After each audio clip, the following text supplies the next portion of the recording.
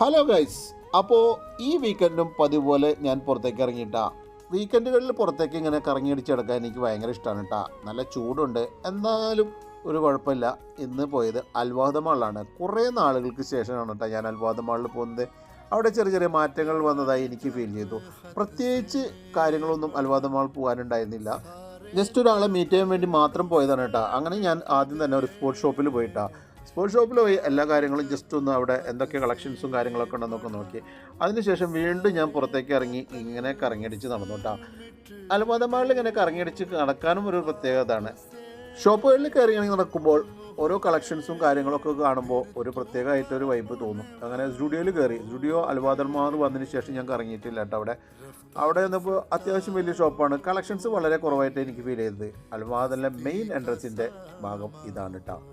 അങ്ങനെ ഡൈസോയിലും കയറി. ഡൈസോ എന്ന് പറഞ്ഞു കഴിഞ്ഞാൽ ഒരു പ്രത്യേക എന്താ പറയുക, ഡിസ്കൗണ്ട് സെയിലിൽ കിട്ടുന്ന ഒരു ഷോപ്പാണ്. അതിനുശേഷം നമ്മളുടെ സ്വന്തം ലുലുവിൽ പോയിട്ടാണ്.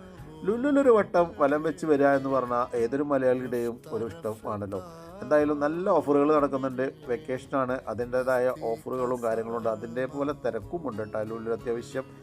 ജസ്റ്റ് ഒരു വലയും വെച്ച് അവിടെ നിന്ന് നേരെ ലുലുന്ന് ഇറങ്ങിയിട്ടാണ്. പുറത്തേക്ക് ഇറങ്ങിയപ്പോൾ അതേ ഒരു ഫിഷ് അക്വേറിയം അതും കണ്ടതിന് ശേഷം അങ്ങനെ അൽവാദ മാളിൽ നിന്ന് ഇറങ്ങി നേരെ ഞാൻ പുറത്തേക്ക് കടന്നു ഒരു ഫുഡ് അടിക്കാമെന്ന് വിചാരിച്ചു. എന്തായാലും പുറത്തുനിന്ന് കഴിക്കാമെന്ന് വിചാരിച്ചു.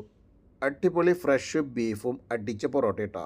സത്യത്തിൽ പറഞ്ഞു കഴിഞ്ഞാൽ നല്ല അടിപൊളി ബീഫ് റോസ്റ്റും പൊറോട്ട തന്നെയായിരുന്നു കേട്ടോ. ഇത് നമ്മുടെ സ്വന്തം സൺലൈറ്റിലാണ് കേട്ടോ.